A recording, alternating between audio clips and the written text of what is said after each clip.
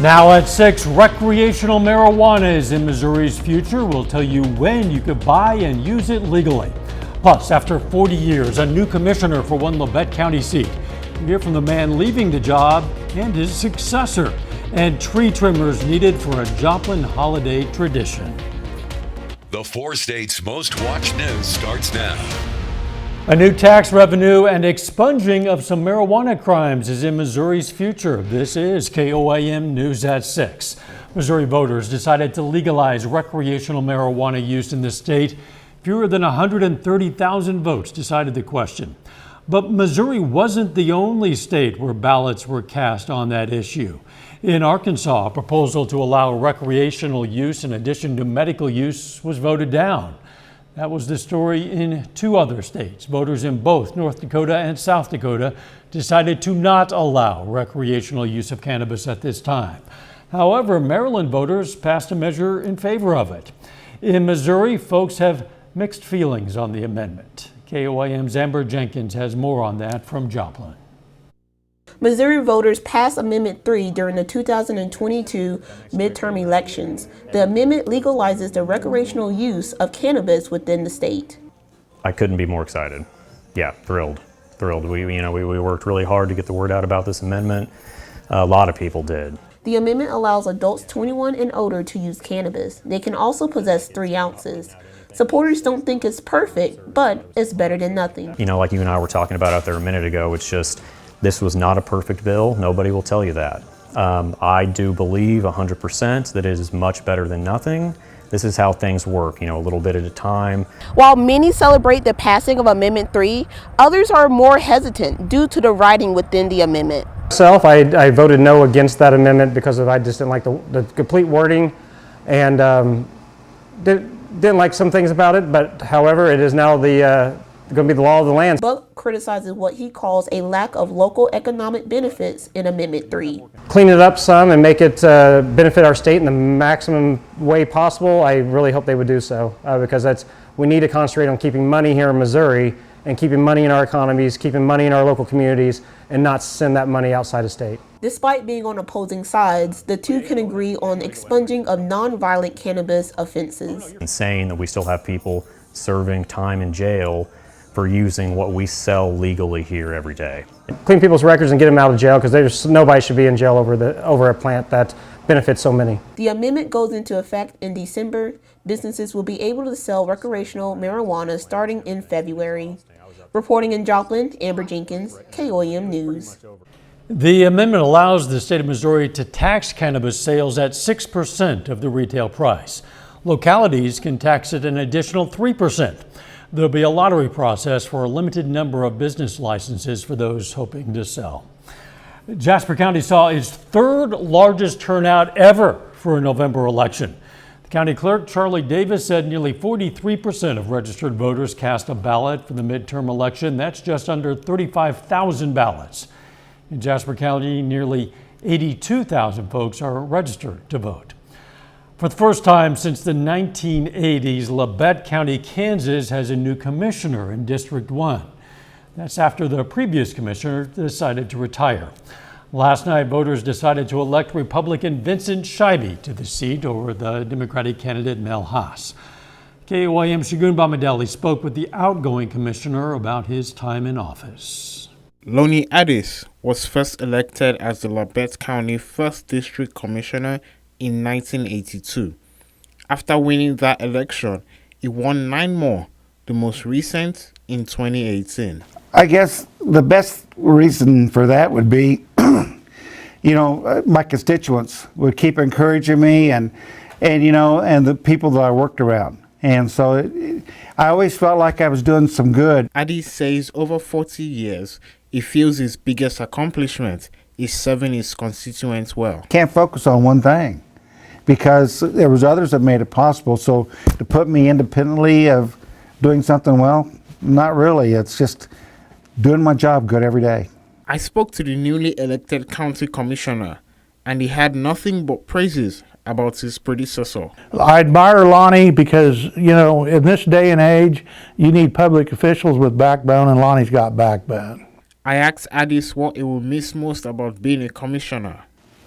knowing that I had a hand on how things were going to be done. I mean, you get your tax statements, you see things done for the community, whether it's the sheriff's office or whether it's the road and bridge department or whether it's dispatch or public works. You just have a hand in things and you can try to make it better. Addis will officially leave the commission in January. In Labette County, Shegun Bamdele, KOAM News. Lonnie Addis' son, Ry Addis, is the sales manager right here at KOAM. If you missed any of the election results or you want to take a closer look, it's all on the KOAM News app. It's free to download in the App Store. You can also go to our website for election information, koamnewsnow.com/elections. Let's check in with Doug now for a look at the weather. Well, it turned out to be a warm one for us today. Most of us temperature-wise into the upper 70s to near 80 degrees. Of course, it's dark already, so we're dropping back just not that much tonight. 71 Nevada, 71 in Monette, Grand Lake 75, Pittsburgh 72, Parsons sitting at about 70 degrees. We have these southerly winds, which will actually keep our temperatures up as we go through the overnight hours for us tonight. So we're not going to back down too much. We do have some clouds kind of pushing through, so these clouds will continue to develop ahead of our next storm system, which is now pushing into the central parts of the Rockies and will start to affect us tomorrow. Through the evening hours, we slide back through the 60s, eventually down to about 64 later on tonight. Thunderstorms return tomorrow, also a big cool down by the time we head into the weekend. I'll give you those details here in just a bit. All right, we'll catch you then. Missouri Southern students got the chance to learn more about nonprofits in the area today. It was part of a service fair held in the Billingsley Student Center. Representatives from 11 area nonprofits told students about their work in the community and signed up some new volunteers. Kind of get involved with the community, and I really hope that they just understand like how important volunteer work is, because not only is it helping like the organization they're a part of, but it really does help them as a person. Like it gives them either stress relief, community involvement. This was the first time the volunteer fair was held at MSSU. Coming up, students helping students and providing some holiday cheer this year. Plus, we'll have local signing day coverage from Joplin, Frontenac, and Riverton in sports. Holiday Favorites back and is in need of some help. The organizers behind Joplin's Holiday Tree Trail are looking to fill the tree sponsor list. Anyone who wants to participate just needs a tree, lights, and some creativity. You can get more information at koamnewsnow.com. The tree trail opens on November 29th, closes December 31st at Mercy Park. Joplin students are working together to raise money for area foster kids in need this holiday season. The 7th Christmas of Hope is now underway. Students at both Joplin High School and Franklin Technology Center bring donations to class. Event organizers say there are about 600 foster kids currently in the area. I do know that when it gets closer to the holidays, there seems like to be more kids, you know, and that's one great thing about this too. So if something happened to a kid and they weren't in their home, and they had to go to a foster, like let's say a couple days before Christmas or something, this is where Christmas Hope comes in also. The class, which raises the most money, helps shop for kids with the money that's raised. Their fundraiser continues until November 18th. A little bit later, returning honors to veterans. We'll tell you about a new push by the Missouri state government. Plus, we have thunderstorms back in the forecast. We're going to check that out coming up next.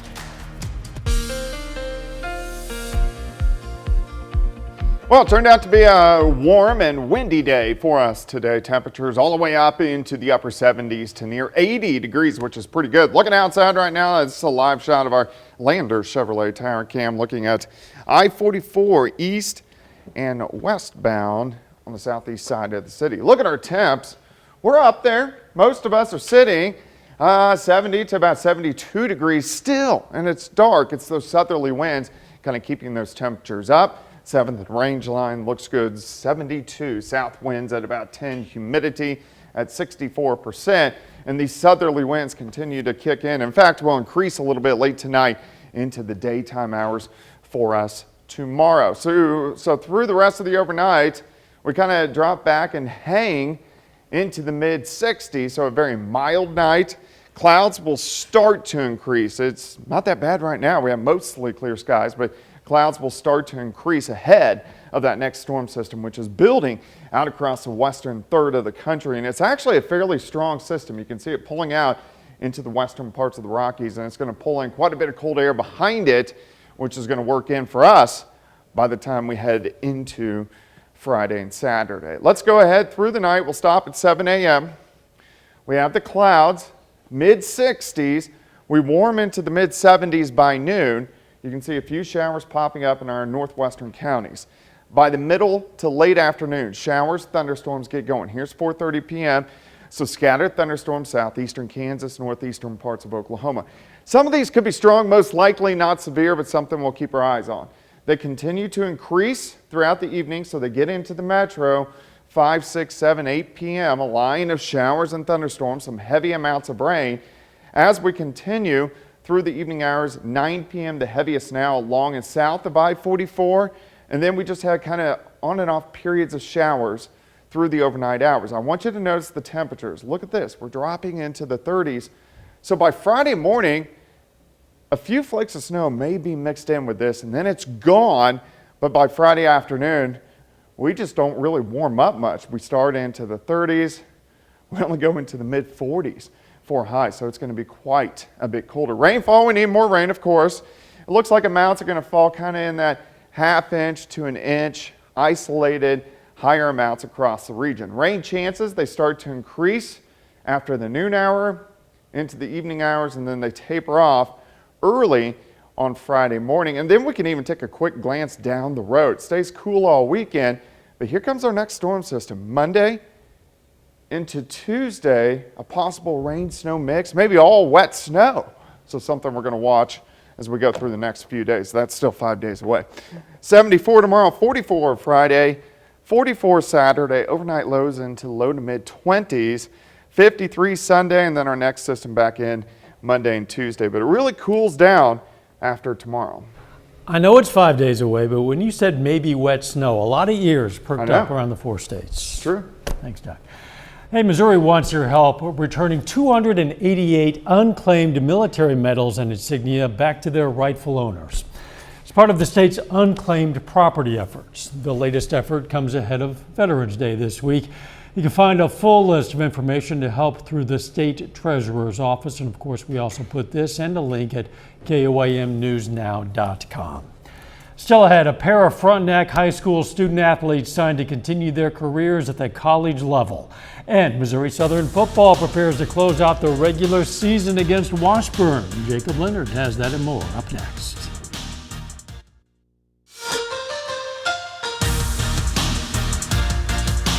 Today is National Signing Day #1 of the school year. In Joplin this afternoon, 4 seniors signed to continue their careers at the college level. Now, a pair of them headed to the same school, Jill McDaniel and Leighton Kofer, going to Highland Community College. McDaniel for softball, Kofer for baseball. Hobbs Campbell going Division I, signing today to run track and cross country at KU. And Byler Reether going to stay in Joplin next year, joining the Missouri Southern baseball program. I mean, it's been a lifelong dream to be able to play college baseball and to be able to go right down the road and stay close to family. I mean, it really means a lot. It's going to be really cool and really special for me to be able to look up and see them in the stands supporting me. Coach Darnell and Coach Tuck, I mean, they really took me under my wing. I kind of felt like it was just another place at home. It was just such a great environment, and they have amazing facilities and great coaches. I just know that's where I'll be my best, and that's really what it came down to, where I think I can have the most success, and that's definitely Kansas. And I'm just really looking forward to making that next step and being able to compete with the best people in the nation. On the Kansas side, Frontenac High School has 2 senior student athletes signing today. Mia Brown and Logan Myers are both headed to the MIAA. Brown headed just down the road to Pittsburgh State to play volleyball for Jen Gomez and the Gorillas. She's a 2-time All-CNC player, including being a first-team All-Conference selection this year. And Myers is headed to Emporia State. He's a multiple-time All-State selection for the Raiders and will play on the infield for the Hornets.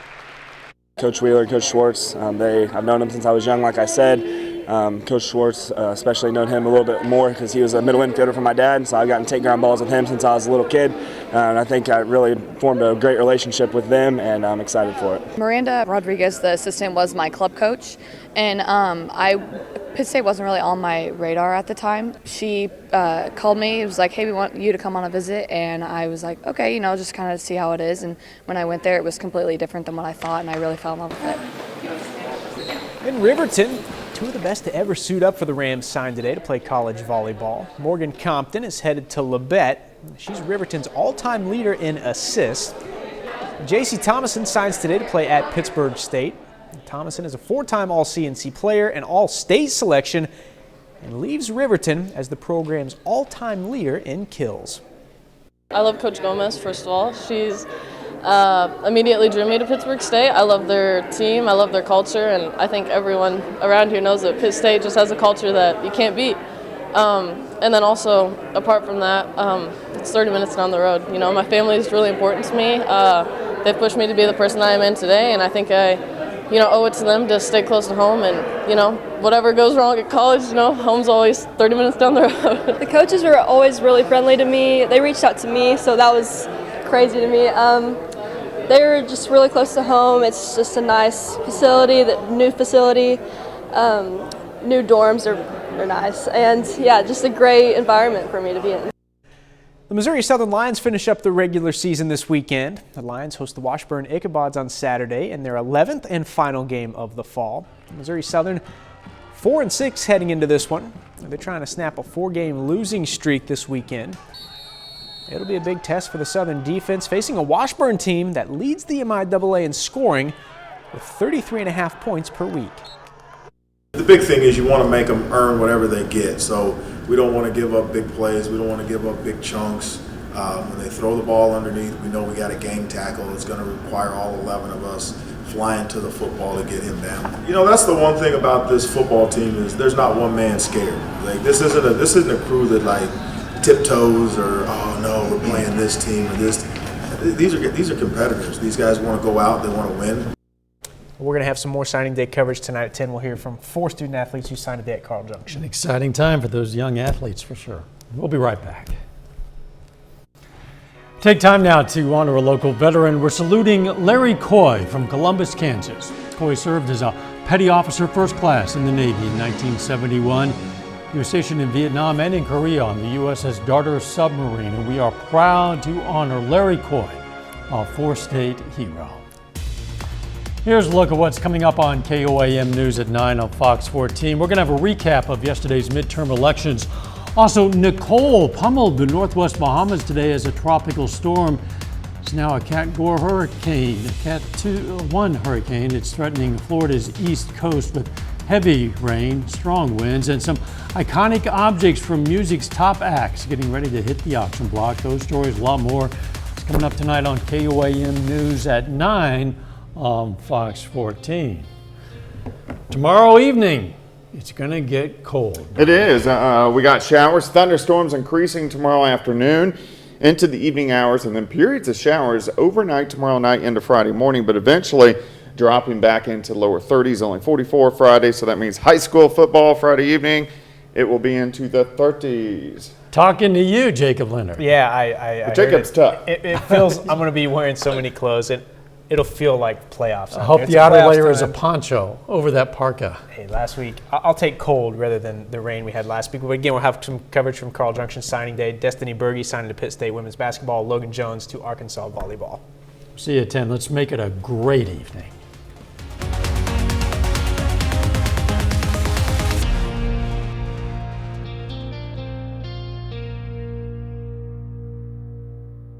Salon services.